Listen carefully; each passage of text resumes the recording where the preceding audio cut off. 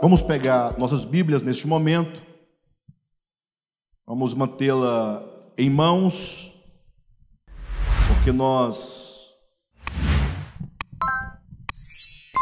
vamos, nessa noite, ministrar a última mensagem da série Mensagens sobre o Amor.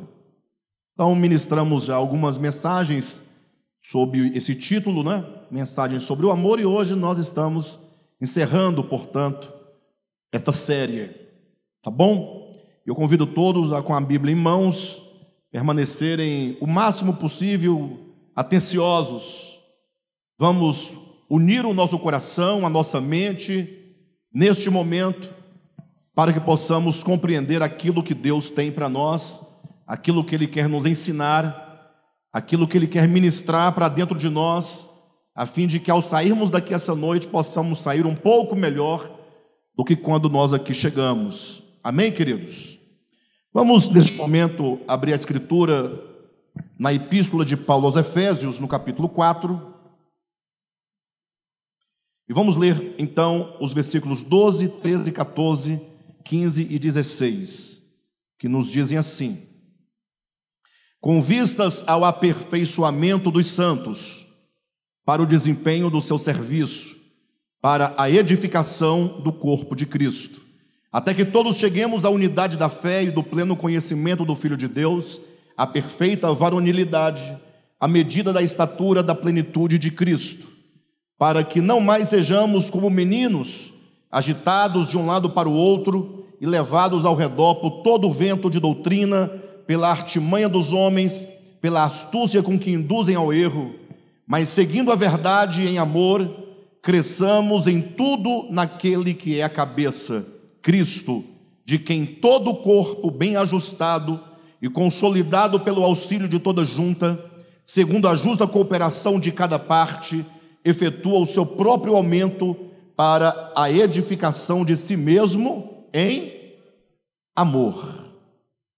A partir desse texto, convido vocês a refletirem comigo nessa noite, num aspecto da vida humana, de um modo geral, mas sobretudo num aspecto da vida cristã, que, ao meu ver, é um ponto mais urgente que nós precisamos tratar na nossa vida cristã.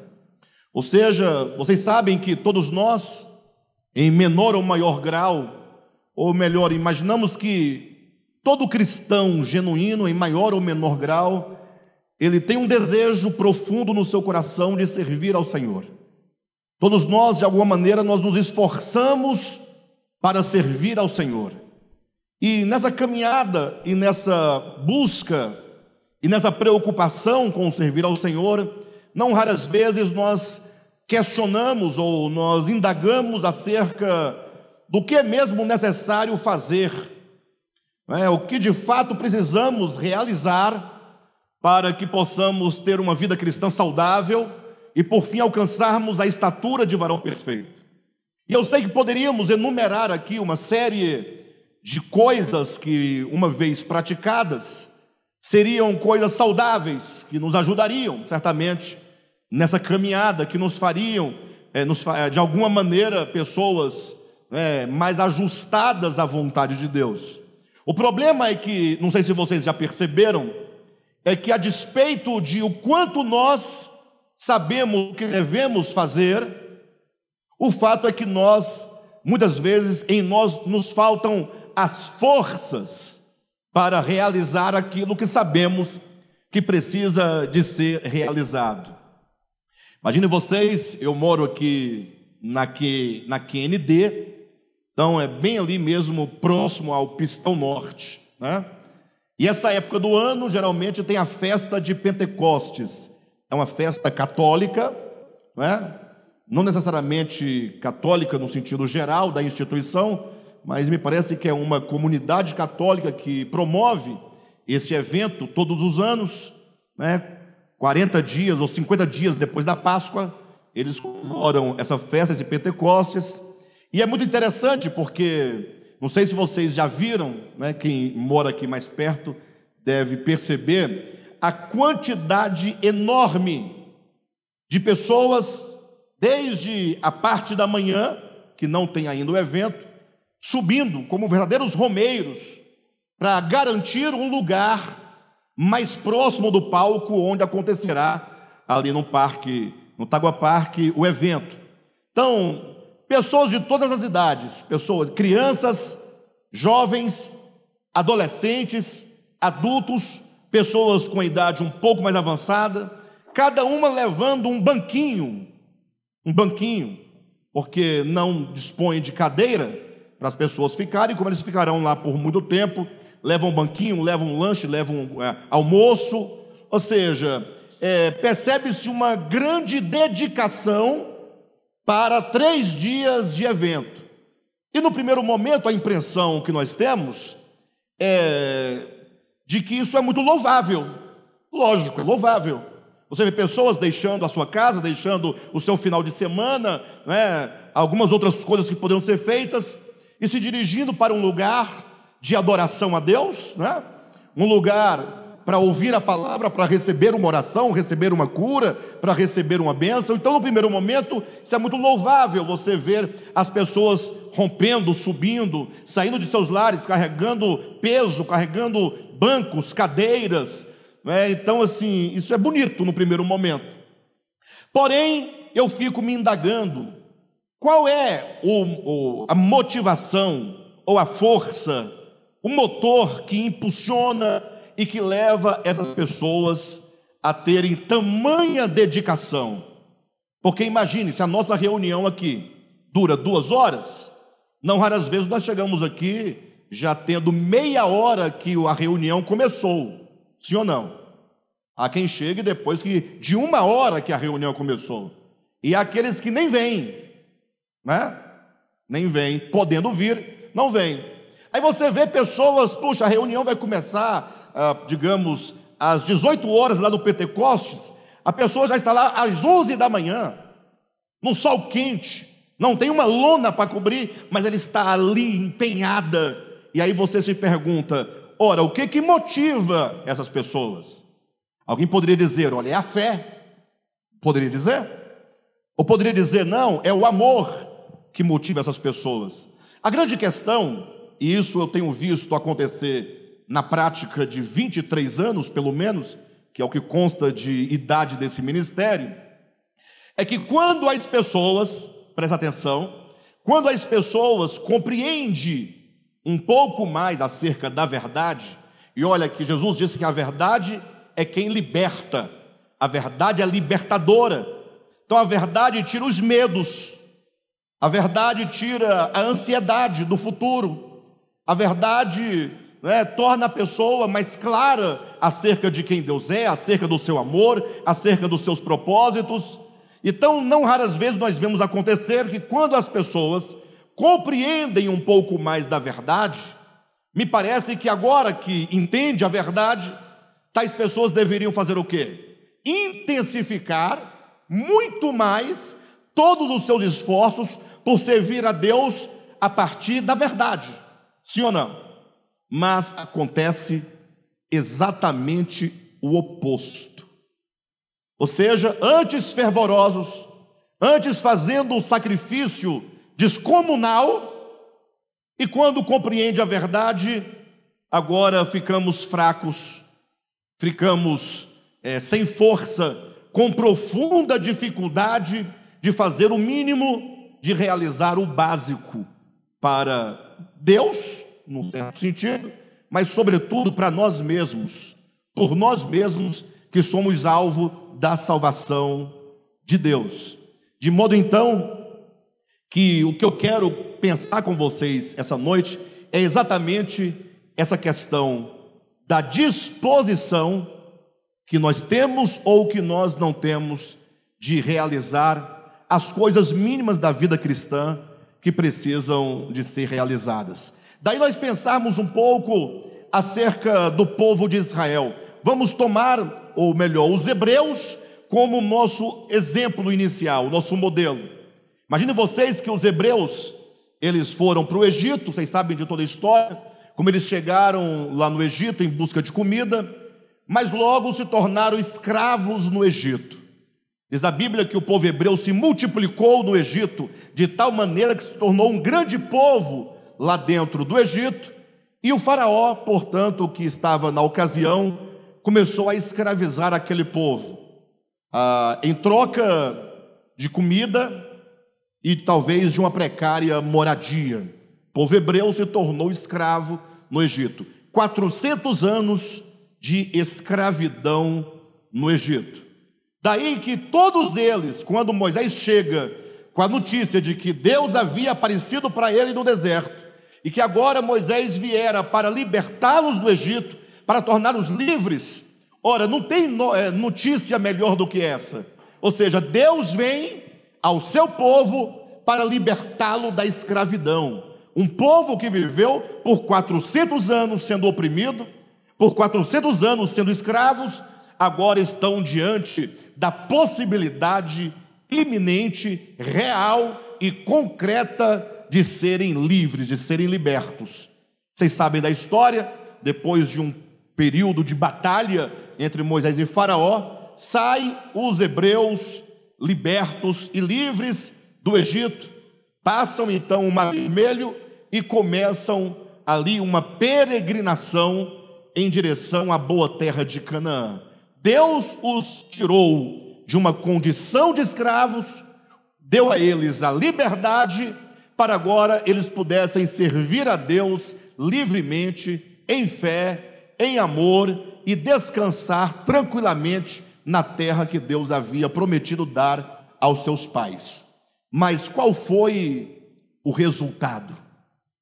Quem já leu um pouquinho do Antigo Testamento, ou já teve um pouquinho de anos de cristão, de evangélico, sabe muito bem que aquele povo agora livre, entenderam que eles não podiam servir a Deus baseado na sua liberdade. Ou seja, logo começou a murmuração, todo o povo dizendo: que saudade nós temos do Egito. Eles tinham saudade da escravidão, porque lá, diziam eles, nós tínhamos carne para comer, tínhamos alho, né? Pamonha. Tinha pamonha? É provável que tivesse, né? Não sei. Mas eles tinham a ração diária, como diz no texto bíblico, garantido todos os dias.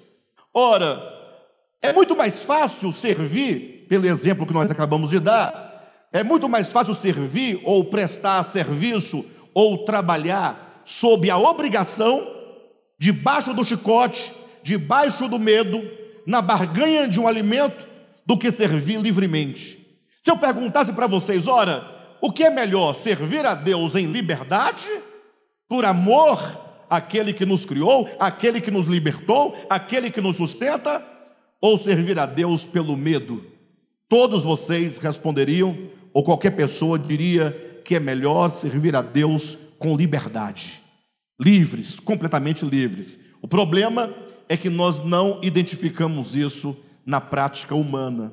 Me parece que a verdade, ela chega a ser ofensiva aos nossos corações, de tal maneira que nós só temos a disposição de servir a Deus se tiver alguma coisa negativa nos movendo, ou servindo a Deus por medo, ou seja, as pessoas fazem o que fazem num suposto serviço para Deus, digamos, com medo do demônio. Se tem alguém que tem medo de demônio, é crente. Então o crente faz de tudo para se ver livre do demônio. Com Deus eu estou livre. Então ele passa a prestar um suposto serviço para Deus, para que Deus o livre do demônio. Então a fonte, a origem, a força do seu serviço, da sua dedicação, são os demônios, e não exatamente o amor que ele tem por aquele a quem ele supostamente serve. Outros também servem a Deus movidos pela ganância, ou seja, eu fazendo isso para Deus, Deus me dará aquilo outro, ou Ele me dará o céu, ou Ele me dará um carro, me dará dinheiro, me dará saúde.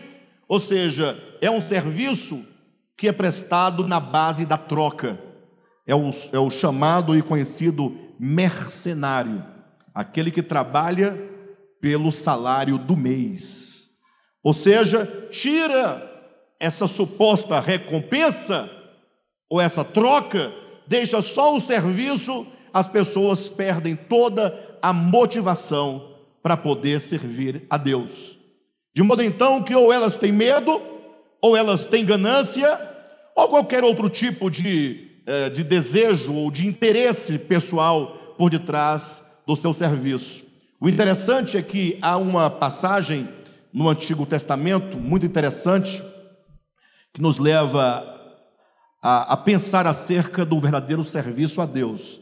É um texto que nós precisamos de compreendê-lo na sua essência, lógico, porque é um texto do Antigo Testamento, em que, falando sobre a escravidão, e o tempo do Antigo Testamento era um tempo em que havia escravidão para aqueles povos e naquele tempo, e é dito então que na lei de Moisés ali, que se alguém tivesse um escravo, esse escravo deveria servir ao seu senhor por 6 anos, e logo depois de 6 anos, o seu senhor deveria libertá-lo. Então 6 anos trabalhando para um senhor, na forma de escravo, na forma da obrigação, na forma legal, e após 6 anos o senhor chamaria aquele escravo e diria: olha, você já fez 6 anos que trabalha para mim, então agora você está livre, você já pode ir embora. E é dito no texto então que se aquele senhor, porventura, ao mandasse embora o seu servo, o seu escravo, e aquele escravo dissesse: ó Senhor, eu não gostaria de partir, eu sei que eu ganho agora a minha liberdade para viver a minha vida, porém eu tenho um amor no meu coração pelo Senhor e gostaria de servi-lo por amor, não mais servi-lo por obrigação. Os 6 anos, tecnicamente falando, foram servidos por dever, por legalidade, por obrigação. Mas agora esse servo, uma vez liberto, ele podia permanecer desde que fosse da sua vontade, desde que a sua permanência e o seu serviço ao seu Senhor fossem movidos pelo amor que ele tinha por aquele lugar, por aquelas pessoas, pelo serviço, pelo seu próprio Senhor. E então, uma vez que ele decidisse, o escravo decidisse permanecer por amor, então é dito que deveria pegar então aquele escravo, o Senhor pegava aquele escravo, levava diante das pessoas e dizia: olha, essa pessoa, esse escravo, ele alcançou já o tempo da sua libertação, mas ele deseja servir e continuar a servir agora por amor.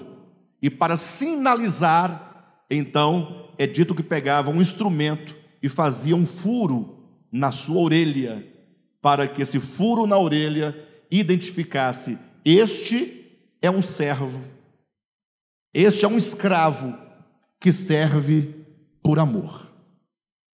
Ou seja, somente por meio de ter os ouvidos furados, ou os ouvidos abertos, o que implica que essa pessoa, trazendo agora o seu significado, sobretudo no Novo Testamento, baseado na parábola do semeador, é aquele que, tendo ouvido a palavra de Deus, porque ele era servo de Deus, ele é escravo de Deus, ele deve servir a Deus, mas num dado momento, então a sua orelha é furada, seus ouvidos são abertos, a palavra então pode entrar dentro do seu ser, e ele compreende a verdade de Deus, e agora então, por compreender, por ter os seus ouvidos abertos, ele agora poderá servir a Deus por amor. A verdade e a síntese de tudo é o que Paulo diz lá em Romanos capítulo 10, salvo engano, versículo 8, ele vai dizer, capítulo 12, capítulo 10, versículo 8, ele vai dizer que a síntese da lei de Moisés, o resumo da lei de Moisés, o cumprimento da lei é o amor. Ou seja, tudo que nós fazemos para Deus, tudo que nós fazemos pelo nosso semelhante, todas as nossas ações, o nosso viver, nossa dedicação, deve ser movidos pelo amor. Se não for movido pelo amor, nada que nós façamos certamente tem algum valor real ou algum valor eterno. Por isso que no DEVAP nós costumamos dizer que nós não temos um ministério de controle da vida das pessoas. Aqui ninguém é obrigado a absolutamente nada. Não é obrigado a ficar conosco, né? Não é obrigado a sair, não é obrigado a obedecer a ninguém, não é obrigado, nem a Deus somos obrigados. Lógico que do ponto de vista moral, né, do indivíduo, ele deve certamente obediência a Deus. Mas Deus não deseja que ninguém lhe obedeça se não for movido unicamente pelo amor. Então o DEVAP compreende, entende e procura ensinar as pessoas, ensinar os seus membros que tudo o que nós fazemos deve ser movido pelo amor. Se não é pelo amor, nada do que nós fazemos tem algum valor real diante de Deus. Na semana passada, ou retrasada, ministramos aqui uma palavra sobre Filemon, vocês devem se lembrar. E vocês lembram muito bem da história. O livro de Filemon é uma carta pequena, né, de um único capítulo, e é uma carta que ensina essa questão do serviço em amor, da obediência em amor. Ou seja, o núcleo da epístola de Paulo a Filemon é exatamente o amor. Se você retirar dessa carta o amor, fica uma relação apenas de negócio. Vocês lembram da história, né? Filemon era um escravo, ou melhor, Onésimo era um escravo de Filemon. Filemon era um cooperador de Paulo. Filemon era um homem crente, era um homem fiel. Filemon, ele cooperava com o apóstolo Paulo na sua obra apostólica. E como naquele tempo havia escravidão, Filemon tinha muitos escravos. Um deles se chamava Onésimo, não é? E esse Onésimo, pensem vocês comigo, num dado momento decide simplesmente roubar o seu senhor, roubar alguns dos seus bens e sair fugido, né? Fugitivo, para poder ganhar a sua liberdade na base de enganar o seu senhor. Onésimo sai, tendo furtado Filemon, seu senhor, e depois de ter gasto tudo o que ele havia furtado, o dinheiro acaba, e Onésimo então se vê numa situação difícil, e então ele começa a roubar para sobreviver, e numa dessas suas aventuras de roubo, ele é preso. E ele cai numa prisão exatamente onde o apóstolo Paulo também estava preso. Paulo preso por causa do evangelho, Onésimo preso por causa de roubo, furtos que ele havia praticado. E agora Paulo então prega para Onésimo, fala do evangelho, fala de Jesus, fala da maior liberdade que o homem pode ter, que é a libertação do pecado, a libertação dos medos, a libertação da condenação. Onésimo entende o evangelho, recebe o evangelho, se converte a Cristo e agora se torna o irmão Onésimo. Então Paulo está agora com Onésimo, um irmão em Cristo, salvo em Jesus Cristo, agora companheiro de Paulo em prisão, né? E agora também aquele que tinha comunhão da fé dos filhos de Deus. O problema é que agora Onésimo ganha a sua liberdade da prisão onde ele estava, ele tem que retornar para onde? Porque ele não tinha para onde retornar. Paulo diz, não, você tem para onde retornar. Você deve retornar para a casa de Filemon. De lá você veio, para lá você tem que voltar.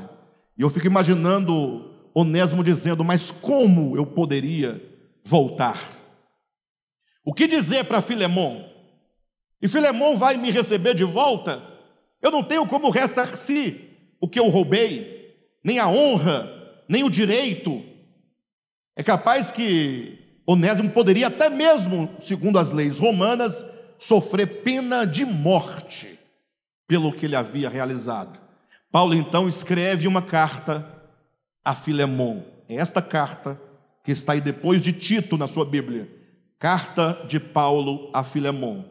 E Paulo então escreve essa carta dizendo, Filemon, estou escrevendo para você, para que você receba Onésimo, o meu filho, que foi gerado em prisão, em cadeias, que você o receba não como um escravo, mas como um irmão em Cristo. Ele recebeu o evangelho.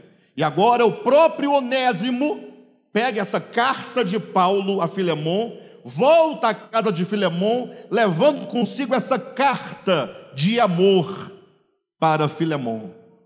Onésimo entrega, Filemon lê, nós não sabemos o resultado, né? Pelo menos na própria carta não tem. Sabemos posteriormente que Onésimo se tornou um grande cooperador de Paulo, o que implica que certamente Filemon recebeu a carta, compreendeu a carta e, sobretudo, ele obedeceu ao pedido do apóstolo Paulo, recebendo Onésimo, e, sobretudo, Filemon obedeceu ao próprio Evangelho, que diz que nós devemos perdoar a todos aqueles que nos ofendem e receber a todos como nosso irmão. E essa carta, portanto, traz aqui algumas questões sobre a obediência, sobre a bondade, não é? De maneira muito elucidativa. E eu queria, portanto, pontuar, eu não tive tempo na última semana, em que eu preguei aqui, pontuar algumas questões dessa carta e compartilhar com vocês pelo menos 4 pontos importantes, para que nós entendamos algumas questões que são muito importantes e que, se aplicadas à nossa vida, vai ser uma grande maravilha. Me acompanhe, portanto, na primeira questão, capítulo único, né? Capítulo 1 de Filemon. Leia comigo os versículos 8 e 9. Paulo dizendo a Filemon, tá? Pois bem, ainda que eu sinta plena liberdade em Cristo para te ordenar o que convém, prefiro, todavia, solicitar em nome do amor, sendo o que sou, Paulo, o velho, e agora até prisioneiro de Cristo Jesus. Então, ele está dizendo assim a Filemon: Filemon, eu poderia te ordenar que você recebesse a Onésimo, e que você o perdoasse, e que você o promovesse, e que você cuidasse de Onésimo, e eu poderia te ordenar, te exigir tal obediência em nome do próprio Evangelho. Sim ou não? Alguém algum dia já ouviu dizer: olha, você tem que fazer isso, porque esta é a vontade de Deus. Você não tem opção de não fazer, porque se você não fizer, Deus vai te condenar, você vai sofrer um dano, você vai sofrer um prejuízo, Deus vai pesar a mão sobre você. Ora, talvez você já tenha ouvido isso muitas vezes, em vários momentos, mas veja só o exemplo que o apóstolo dá, o exemplo de como conduzir as pessoas à prática da verdade. Ele diz: ainda que eu sinta plena liberdade em Cristo para te ordenar o que convém, para dizer, faça isso, prefiro, todavia, solicitar em nome do amor. Aqui fala de uma obediência não imposta pela autoridade, mas de uma obediência movida pelo amor. E nós aqui estamos tocando num ponto fundamental, queridos, porque a partir do momento que você compreende essa verdade, agora você chega à simples conclusão: eu não devo fazer nada absolutamente movido por qualquer outra coisa senão movido pelo amor. Será que essa verdade de que o Evangelho nos apresenta, que devemos fazer tudo a Deus e aos irmãos movido pelo amor, será que essa verdade nos torna pessoas agora muito mais obedientes ou nos torna pessoas negligentes? Considere você essa questão. Vocês lembram naquele tempo quando nós éramos obrigados a dar o dízimo, que na igreja tinha aquelas regras, né? Não no DEVAP, mas em outros lugares de onde nós viemos.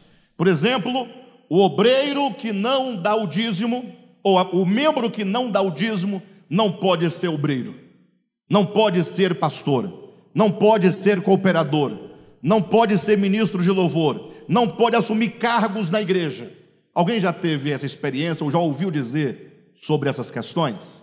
Alguém diz assim: não, mas isso é muito lógico, né? Isso é muito lógico. Daí que o indivíduo agora, ele se sente constrangido, como que obrigado a entregar o seu dízimo naquela comunidade, naquela igreja, por obrigação. Do contrário, ele não tem espaço na comunidade, ele nada pode fazer na comunidade. E daí então, ele se torna o quê? Como dizem por aí, um dizimista fiel. E aí ele passa 1 ano, 2 anos, 5 anos, 10 anos, 20 anos, cumprindo um dever fielmente, cumprindo um dever com rigor, com regularidade. Um dia ele ouve a palavra, lendo a Escritura, ele compreende que o mandamento na forma de lei do dízimo era algo da lei de Moisés. Ele começa a compreender, puxa, o sábado era da lei de Moisés e, portanto, nós do Novo Testamento não somos obrigados a obedecer a guarda do dia de sábado. Semelhantemente, o dízimo só existe enquanto lei, enquanto rigor, enquanto obrigação, só nas páginas do Antigo Testamento. É próprio da antiga aliança. Eu sei que alguns vão dizer, não, pastor, você está muito enganado. O Novo Testamento também ensina o dízimo. Eu desafio você a mostrar onde no Novo Testamento ensina o dízimo. E comecemos só pelo simples ponto. Você sabe o que é Novo Testamento? Porque o primeiro texto que alguém vai citar é Mateus 23, 23. E eu diria que Mateus 23 não é Novo Testamento, é Antigo Testamento.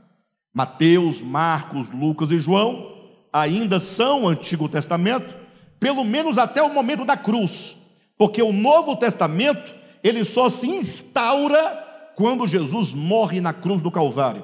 É no Monte Calvário, quando Jesus morre, que o seu sangue assina a nova aliança, e é dali para frente, portanto, que começa o Novo Testamento, que começa efetivamente a nova aliança. Tudo para trás ainda é Antigo Testamento, ainda é antiga aliança. O máximo que poderíamos dizer é que os evangelhos são um período de transição entre a antiga e a nova aliança.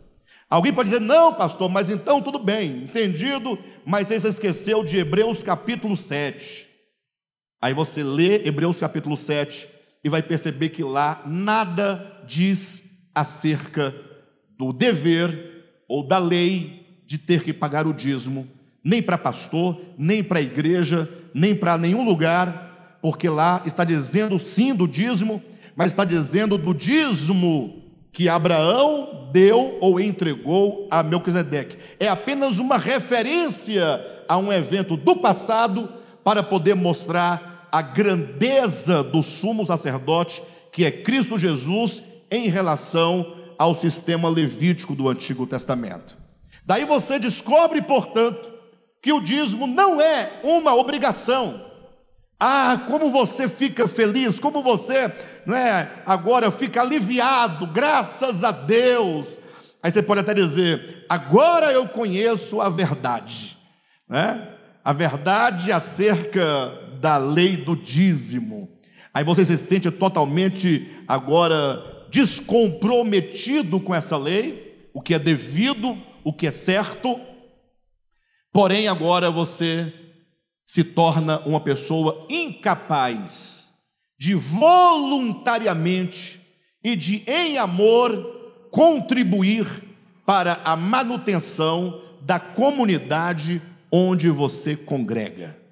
Porque alguém pode falar assim, Alexandre, mas como é que a sua comunidade sobrevive se não tem o dízimo? Ora, sobrevive com a doação voluntária de fé, em amor, em generosidade, com alegria, dos membros da igreja que se sentem voluntariados ou voluntários para contribuir. Alguém pergunta, e se o membro não se sentir voluntário? Ele não contribuirá. E o que vai acontecer? Bem, no âmbito das relações sociais, nada absolutamente. Será tratado como todos os outros membros que cooperam. Não haverá nenhuma distinção. Ou seja, todos têm acesso, todos são bem recebidos, todos estão incluídos na mesma graça, no mesmo evangelho, na mesma fé.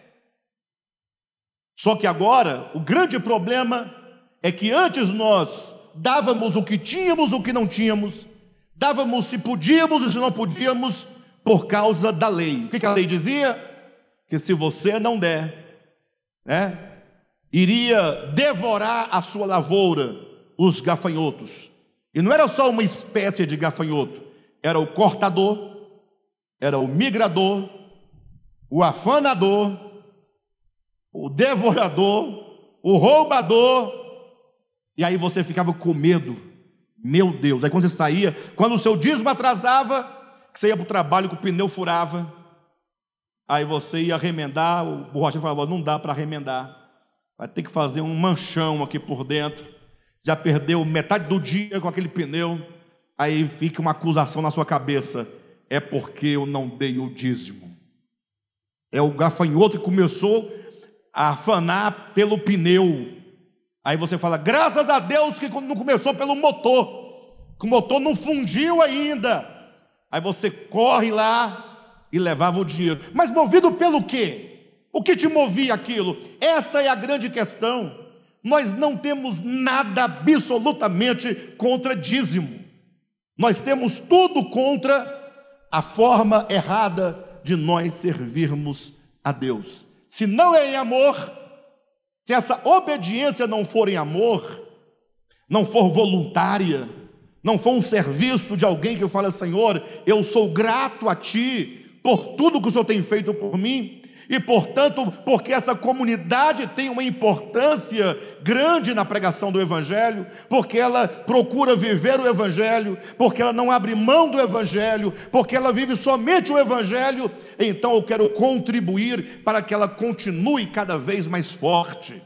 Além do mais, essas ofertas servirão não somente para a manutenção das coisas físicas, das dependências do local de reuniões, mas também servirão para acolher o pobre, o necessitado, aquele irmão nosso da comunidade que está em dificuldade, que está sofrendo e que precisa de ajuda material. E aí, então o ministério entra, não somente com o ministério comum, e ordinário de cestas básicas, mas sobretudo com ajuda forte para socorrer o irmão ou a irmã que está passando por dificuldade. Então veja que o exemplo dado acerca do dízimo não é que estamos falando mal nem do dízimo e nem das igrejas que pregam dízimo, estamos falando da motivação. Ou seja, nós tínhamos medo do devorador, perdemos o medo do devorador, nos deparamos com um outro inimigo: a incapacidade de doação voluntária em amor. Por isso que esse primeiro ponto da carta de Paulo deixa claro que a obediência, ela não pode ser imposta pela autoridade. Ainda que ele dissesse, ainda que eu pudesse exigir, pelas relações que Paulo tinha com Filemon, mas ele diz: eu prefiro solicitar a obediência movida pelo amor. E esse é o caminho que nós adotamos e vamos adotar: a obediência não imposta pela autoridade, mas movida pelo amor. O segundo ponto, semelhante a esse, são os versículos 13 e 14 dessa epístola. Verifica na sua Bíblia. Aí Paulo diz assim: eu queria conservá-lo comigo, ou seja, eu queria conservar Onésimo comigo. Paulo queria, eu queria que Onésimo continuasse comigo para me ajudar, na pregação, no serviço. Eu queria conservá-lo comigo mesmo para, em teu lugar, me servir nas algemas que carrego por causa do Evangelho. Nada, porém, quis fazer sem o teu consentimento, para que a tua bondade não venha a ser como que por obrigação, mas de livre vontade. Então Paulo apela para a bondade do coração de Filemon. Ou seja, eu queria muito manter comigo, preservar comigo Onésimo, mas eu entendo que ele, de certo modo, te pertence nesse âmbito das relações sociais daquele tempo. Ou seja, ele, enquanto um escravo teu que fugiu das tuas terras, que te roubou, ele deve voltar a você. Eu queria que ele ficasse comigo para me auxiliar nas minhas cadeias, nas minhas prisões. Porém, eu preferi te enviar de volta para que a tua bondade seja o fruto de boa vontade e não de obrigação. Porque Paulo poderia dizer: olha, Onésimo se converteu, ele está comigo, vai ficar comigo, porque afinal de contas você, enquanto um cooperador, deveria estar aqui me servindo, né? Mas não está, então ele vai ficar no teu lugar me servindo.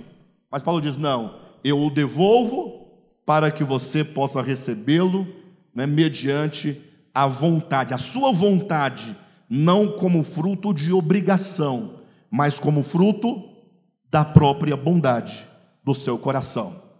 É assim, inclusive, que nós mantemos as relações entre pastores do ministério. Vamos colocar numa ordem mais detalhada: Alexandre, bispo sênior do ministério; Josué, pastor do ministério; cooperadores do ministério, tanto cooperadores internos quanto cooperadores externos. E aqui eu falo publicamente, não teria como fazer diferente, porque os irmãos estão aqui me vendo. Josué está me vendo, Pedrão está ali me vendo, outros irmãos, Marquinhos está ali me vendo. Nós jamais estabelecemos entre nós uma relação de obrigação. Nunca. Nenhum obreiro aqui jamais foi coagido, obrigado a fazer isso ou aquilo outro. Lógico que às vezes, inclusive, eu acredito que chega até a ficar muito frouxo demais, muito solto demais. Me parece, inclusive, que por tradição, por cultura, por costume, nós gostamos de arroxo, né? Queria um pastor mais rigoroso, que tivesse uma palavra mais forte, que nos ordenasse o que fazer. Parece que nós estamos igual o povo lá do Egito, né? Ou o povo de Israel, querendo voltar para a escravidão. Não conseguimos lidar com a liberdade, não conseguimos fazer nada, né, por vontade, por deliberação própria, por amor, mas nós costumamos seguir nesta direção. E sempre quando alguma coisa é apresentada aos obreiros da igreja, é sempre proposto como sendo aquilo que é melhor, e de modo que agora os obreiros seguirão somente movidos pela vontade. Não vai haver barganha, não vai haver proposta, não vai haver coerção. É preciso que nós, irmãos, aprendamos a desenvolver esse tipo de relacionamento em amor, em bondade, uma obediência que não é movida por qualquer outra coisa, senão pelo amor e pela boa vontade. Há um terceiro ponto, está no versículo 15, vocês podem acompanhar na Bíblia de vocês, quando diz assim: pois acredito, Paulo dizendo, né, que ele veio a se afastar de ti. Ou seja, Paulo diz: eu acredito que Onésimo veio a se afastar de ti, Filemon, temporariamente, a fim de que o recebas para sempre, não como escravo, antes muito acima de escravo, como irmão caríssimo, especialmente de mim, com maior razão de ti, quer na carne, quer no Senhor. Esse princípio diz assim: o amor não leva em conta o dano, mas promove o ofensor ao nível mais alto de relacionamento, recebendo-o como irmão. Veja como Paulo diz: eu acredito que ele veio a se afastar de ti temporariamente, a fim de que tu o recebas para sempre, não como escravo, mas acima de tudo como irmão. Pense um pouco comigo, vocês, por um momento. Alguém que, à semelhança de Onésimo, tenha roubado de você o seu direito. Sim? E não somente o seu direito, mas tenha roubado algo de você, algo material de você. Então não somente ele atacou a sua pessoa, a sua honra, o seu direito, mas também ele atacou os seus bens e fugiu. E aí você fica ali pensando no seu coração, né, como esse camarada é sem futuro, como Onésimo é sem futuro. E aí seguem quantos adjetivos você tiver aí no seu repertório para falar de Onésimo. Aí um dia Onésimo volta, o ofensor volta, aquele que te fez mal volta, e você olha, a pergunta é: você vai recebê-lo E se vai recebê-lo, como você vai recebê-lo? No caso de Onésimo, ele foge como escravo. No seu retorno, Paulo diz: agora você vai promovê-lo de posição na sua casa. Ele não vai ser recebido como um escravo, ele vai ser recebido como um irmão, caríssimo. Somente o amor é capaz de fazer isso, de não somente perdoar, mas de agora promover o ofensor a um patamar de fraternidade.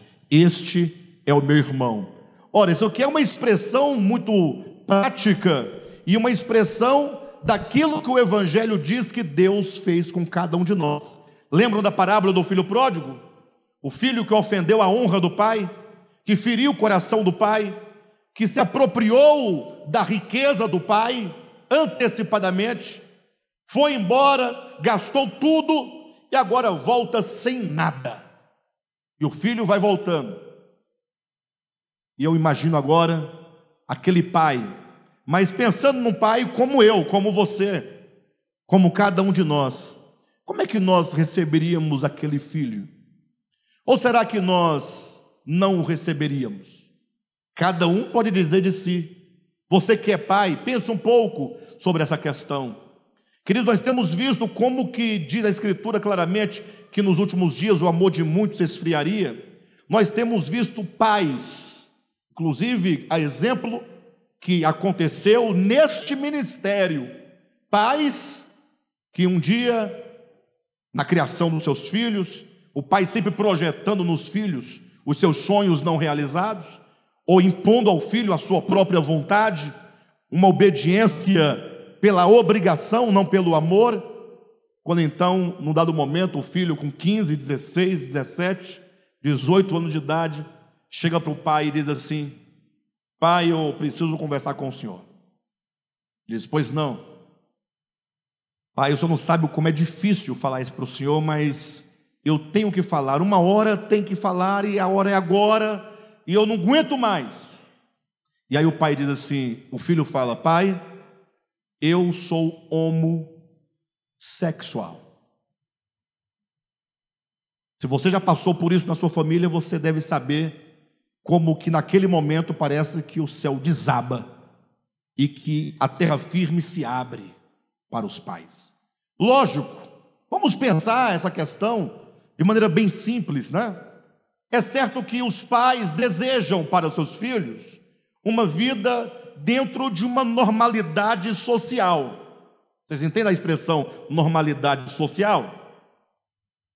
Não estou dizendo que o fato de ser homossexual seria anormalidade. Eu digo, a normalidade social é o que a sociedade espera, de modo geral.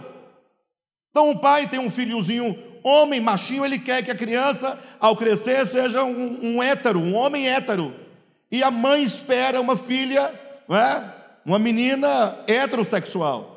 Aí chega um momento que o filho diz: olha pai, eu não sou nada daquilo que você pensava, que você projetou, que a igreja definiu, que a sociedade deseja, eu sou isso. Neste momento, nós vimos já, muitas vezes, pais agredirem fisicamente os seus filhos. E o pior, expulsarem seus filhos de casa. Expulsarem de casa. Ah, você é homossexual? Então você vai viver a sua vida onde você quiser, menos debaixo do meu teto. Porque quem come da minha comida e mora debaixo do meu teto não pode fazer o que quer, tem que fazer o que eu quero, porque o que eu quero é o certo, é a verdade, porque Deus vai te condenar, porque Deus não aceita. Aí começa a invocar a Deus para poder lançar toda sorte de maldade sobre aquela pessoa. Alguém pode aqui falar assim: pastor, mas e agora? O que você tem a dizer sobre isso? Bem, sobre isso nada. Eu tenho a dizer sobre os pais. Porque se o pai, pense comigo, porventura, se ele quer o bem do seu filho, então a primeira coisa que ele tem que fazer é fazer o que Cristo fez. é fazer o que Deus fez e o que Deus faz. E alguém pergunta, e o que Deus faz? Está lá em 2 Coríntios capítulo 5. Deus estava em Cristo, não imputando aos homens as suas transgressões, mas Deus estava em Cristo reconciliando consigo mesmo os homens. E aí vocês sabem que mesmo com esse texto, a pessoa aí no banco, na cadeira sentada ou em casa, sempre tem um mas. Mas e aí? E Deus aceita? Aí eu pergunto para cada um de vocês, por que você pergunta se Deus aceita aquela condição? E não pergunta se Deus aceita a sua mesquinhez? Por que você não pergunta de si mesmo, será que Deus aceita minhas mentiras? Por que você não pergunta acerca de si mesmo, será que Deus aceita as minhas mentiras? A minha impureza? Será que nós nos esquecemos que Jesus falou que aquele que olha para uma mulher com a intenção impura, no seu coração já adulterou com ela? Só que tudo que diz respeito a nós invocamos a misericórdia de Deus, nós descansamos na graça de Deus. Não, mas a salvação é pela graça. Deus é maravilhoso, Ele nos ama, Ele nos perdoa, Ele nos recebe, Ele nos acolhe, Ele nos salva. Mas quando é o outro, ou mesmo o seu próprio filho, aí você indaga, será que Deus vai aceitar? E mesmo com essa argumentação, alguém ainda tem um mas. Vai dizer, pastor, mas e aí? O que vai acontecer? Os gays vão vir tudo para a igreja. Vai ter gays na igreja, homossexuais na igreja. E eu diria que venham todos os homossexuais para a igreja. Que maravilha! Se todos quiserem vir, e não somente eles, mas também se os héteros quiserem vir, será muito bom. Sabe por quê? Porque aqui é o lugar onde todos encontram acesso a Deus, por meio da fé e por meio da sua graça. E para responder o seu último mais, eu diria, tudo aquilo que Deus tem que resolver dentro de mim, pode ficar tranquilo, Ele vai fazer. Se porventura, aquilo que comigo eu carrego, se for um problema, Deus vai resolver. E se Deus não resolver, é porque para Deus não é problema. Ah, se todos nós aprendêssemos o caminho, não é? Aprendêssemos o caminho do amor do pai, que recebe o filho pródigo, e quando o filho vem dizendo, pai, eu gastei tudo, pai, não sobrou nada, e o pior, eu não tenho como restituir, e o pai não dá ouvidos a essa oração.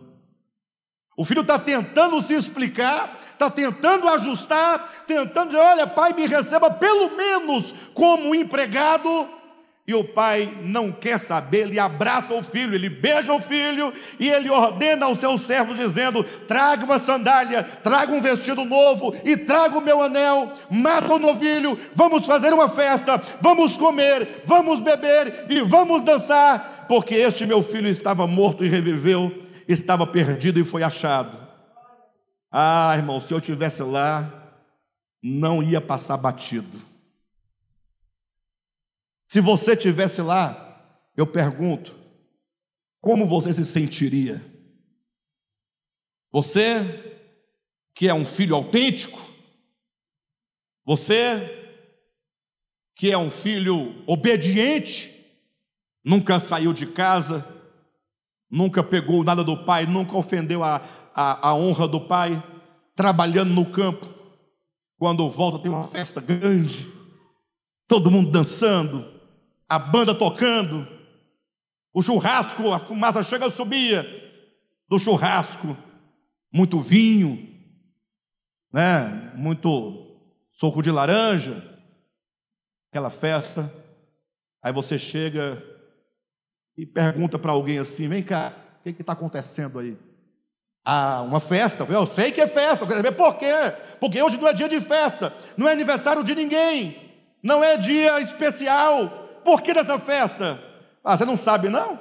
Teu irmão voltou, todo desgrenhado, cabelo por fazer, barba por fazer, todo fedido, cheirando a porco, sem nem um centavo, gastou tudo, estourou tudo, já não sabe, estourou o dinheiro com prostitutas, e voltou. E meu pai recebeu? Se recebeu, não somente recebeu, abraçou, beijou, deu vestido novo, sandália nova, pegou o anel da autoridade, colocou no dedo dele, matou um boi, e a festa está comendo, está todo mundo feliz. E aí o filho mais velho fala: pai, muito me admira o senhor, me espanta. E o pai fala: mas filho, o que está acontecendo? Ele diz: eu sempre estive aqui, né? Te servindo, te obedecendo, trabalhando, e você nunca me deu, nem que fosse um bezerro, para eu comer com meus amigos.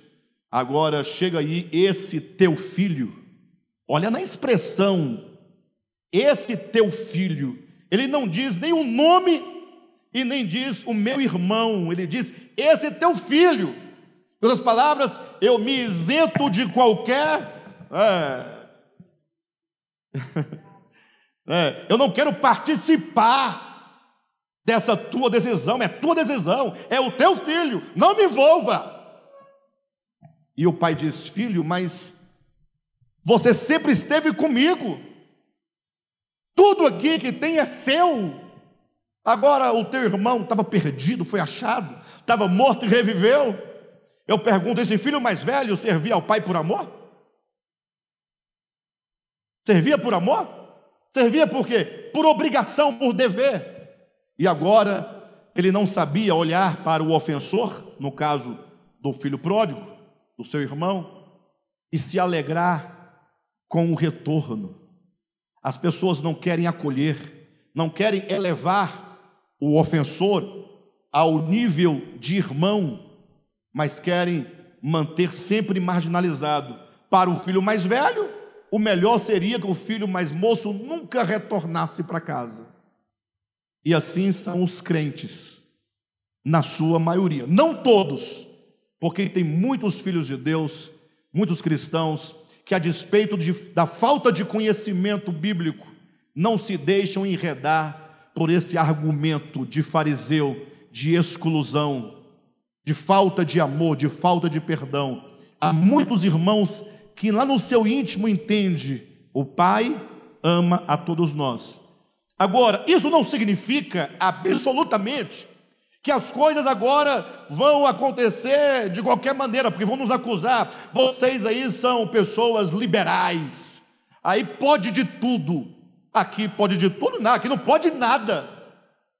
Como assim? Pode ou não pode? Queridos, cada um de nós estamos debaixo do senhorio de Cristo. O apóstolo Paulo ensina que cada um dará conta de si mesmo a Deus. Olha a expressão: cada um dará conta de si mesmo a Deus. Em outro lugar, Paulo diz: quem és tu que julgas o servo alheio? Você que está em pé, cuidado, para que você não caia. Agora, infelizmente, a igreja não aprendeu ainda o significado da palavra perdão. Eu dizia aqui em outra mensagem que é muito mais fácil a igreja receber alguém perdoado depois de uma grande tragédia que ele teve em toda a sua existência fora da presença de Deus, do que perdoar um irmão que conviveu na comunidade por 20, 30, 40 anos, e por uma fatalidade da existência humana, aquele irmão erra. Quando ele erra, a igreja cai de pau na cabeça dele, acusa, julga, condena e expulsa. E Paulo está dizendo nessa carta a Filemon: olha, Onésimo está de volta. Você vai recebê-lo, né? Aí Filemon: sim, vamos receber, temos que receber, né? Aí Paulo diz: mas você não vai recebê-lo como escravo. Você agora vai recebê-lo como irmão. Você vai colocá-lo na sua casa e agora ele vai se equiparar na posição como um membro da sua família. Essa é a verdade do Evangelho. Essa é a verdade do Evangelho. O Evangelho nos convida a essa compreensão. Por esse motivo, e agora eu me encaminho para o encerramento, veja vocês que na carta de Paulo aos Coríntios, primeira carta, abra sua Bíblia, no capítulo 13, o apóstolo Paulo faz aqui um belíssimo cântico, maravilhoso, talvez um dos textos menos compreendidos de toda a Bíblia.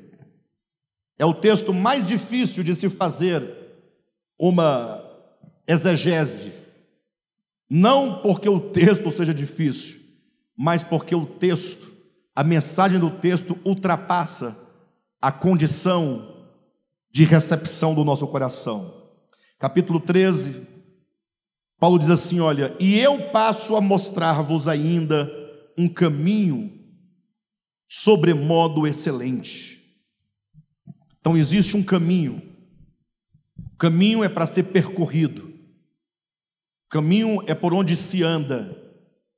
O caminho é por onde nós desenvolvemos a nossa jornada. Ou seja, todos nós estamos a caminho do reino de Deus, a caminho da eternidade. Estamos a caminho do alvo da nossa salvação.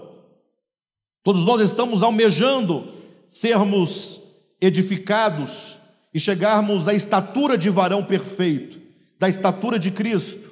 Mas existe um caminho para tudo isso. E Paulo diz que existe um caminho sobre modo excelente. E aí ele começa a descrição dizendo: ainda que eu fale as línguas dos homens e dos anjos, se não tiver amor, serei como o bronze que soa, ou como o símbolo que retine. Agora presta atenção no texto.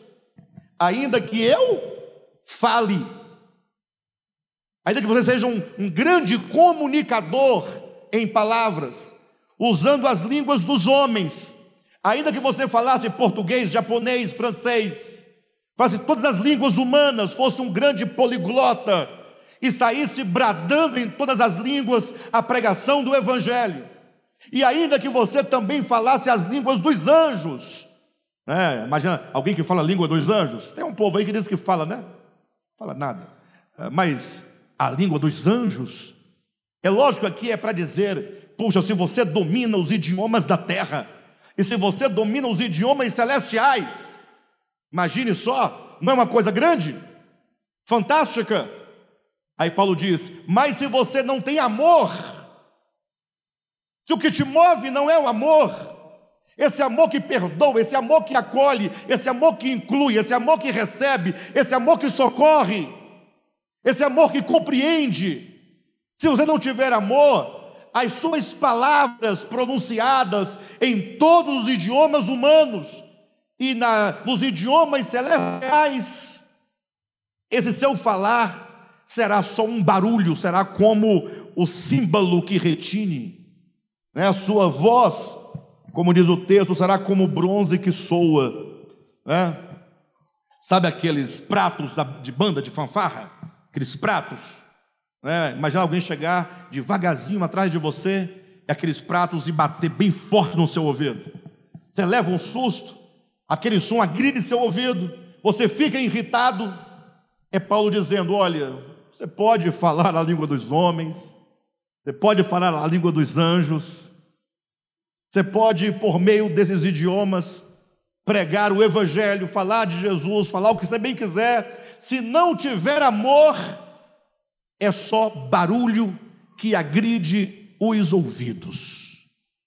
Daí vocês veem a importância do amor. Sem amor, você pode falar quantos idiomas você quiser, línguas de homens, ou pode até falar a língua de anjos. E sem entrar nos méritos da discussão, se alguém fala, não, mas eu falo línguas estranhas e línguas estranhas é de anjos. Tá bom, sem discussão teológica. Tem amor? Não. Então suas línguas estranhas é só o som de um bronze que soa. Ah, mas eu falo em mistério. Tem amor? Você acolhe?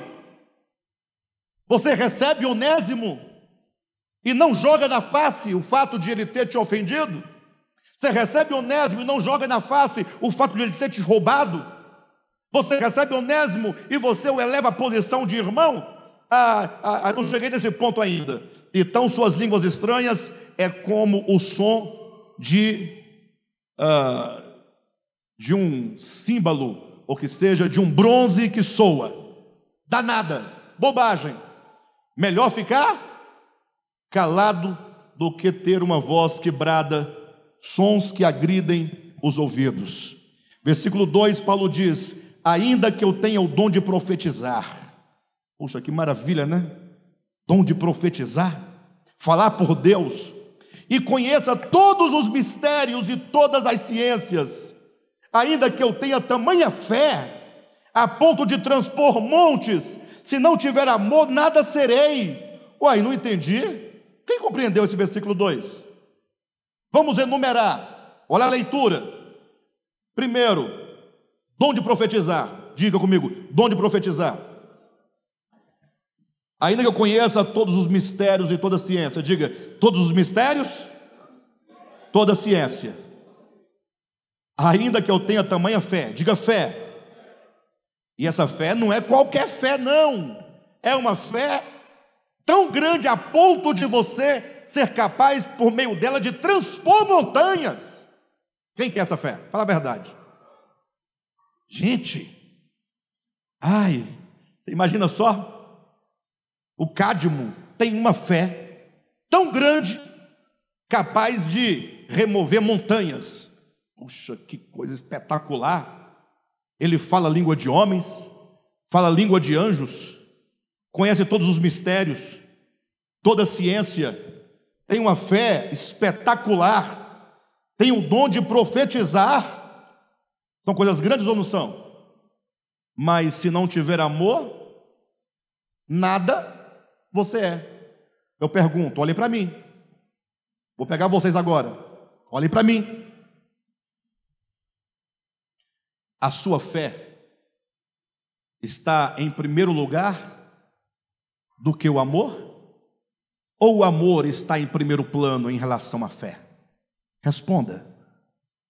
Quando um pai expulsa um filho de casa porque ele é homossexual, ele está colocando o que em primeiro plano? A fé que ele tem ou o amor que ele não tem?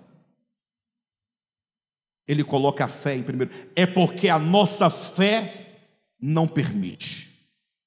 Não é porque na Bíblia diz: eu te expulso de casa, porque a nossa fé não comporta tal comportamento.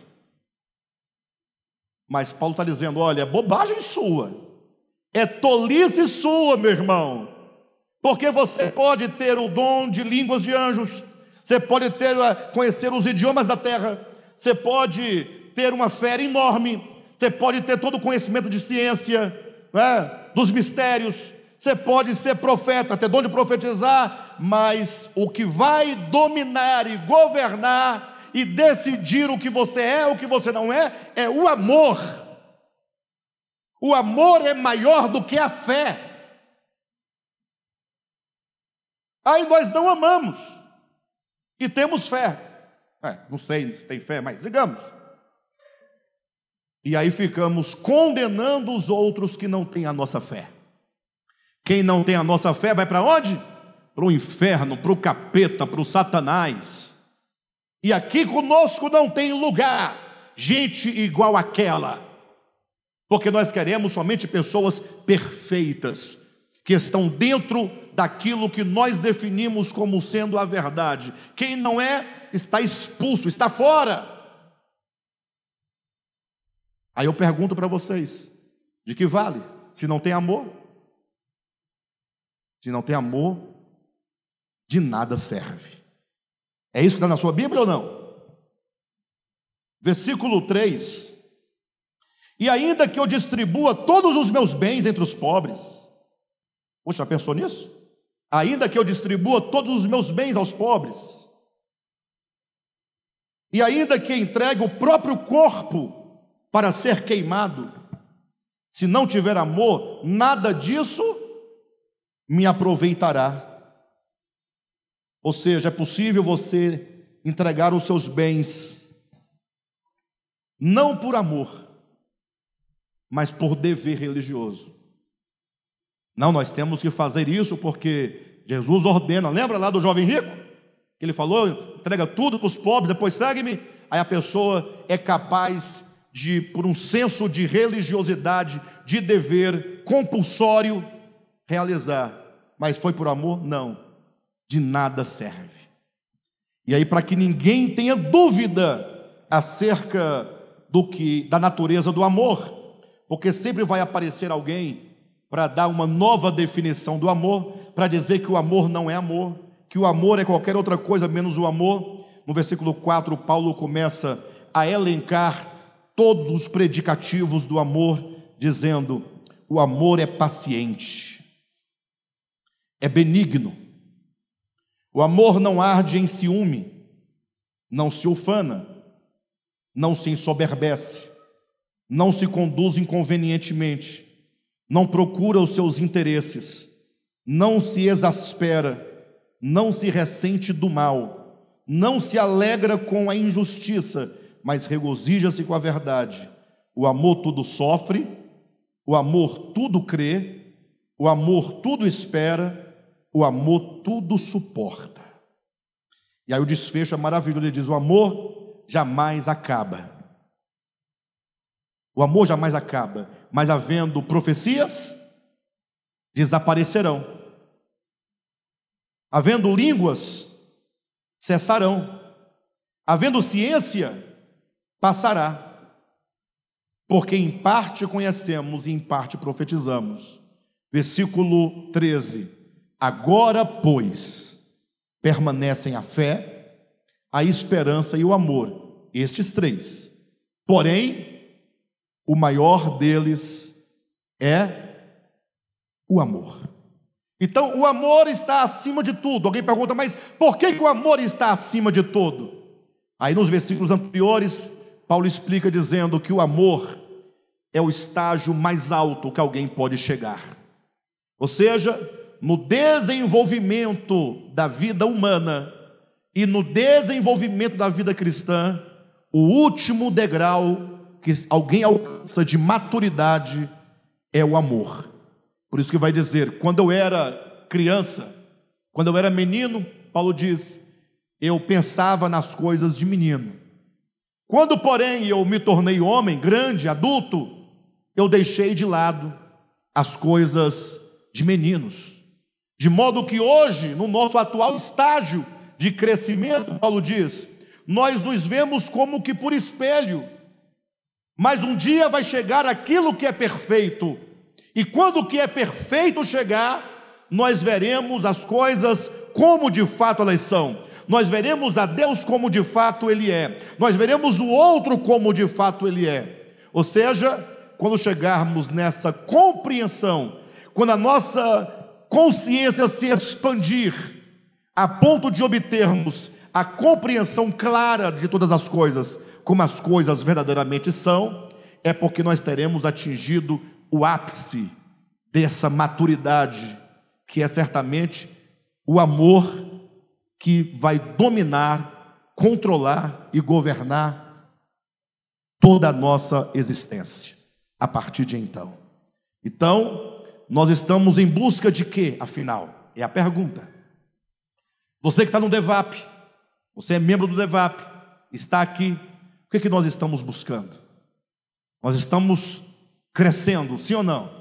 Estamos sendo edificados, nós estamos sendo santificados, e a nossa busca, portanto, deve ser: eu preciso amar como o Pai Celestial me ama, e como o Pai Celestial ama todas as suas criaturas. Então nós vamos medir e aferir o nosso crescimento pelo amor. O amor é a medida. Como é que nós costumamos medir as pessoas? Olha, a Vera não está legal, o crescimento dela não está bom, mas por quê? não, porque ela chegava aqui certo dia no local de reuniões, e aí eu observei, estava bem baixinho o som do carro dela, mas estava passando uma música do Djavan. Aí você agora, é só uma, não é verdade, viu? E se fosse também não tinha problema nenhum. Mas aí agora nós vamos aferir o crescimento da Vera, se ela ouve ou não ouve Djavan.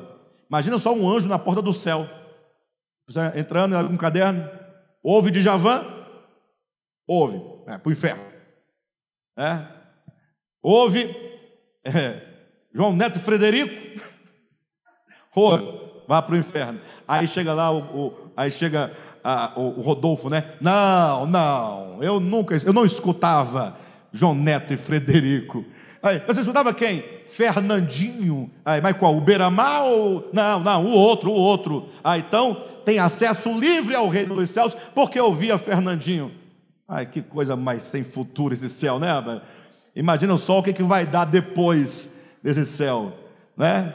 Todos nós estaremos na eternidade com o Pai, não porque nós fizemos alguma coisa por coerção, mas porque fomos transformados à imagem do nosso Pai Celestial, que é amor. Amém?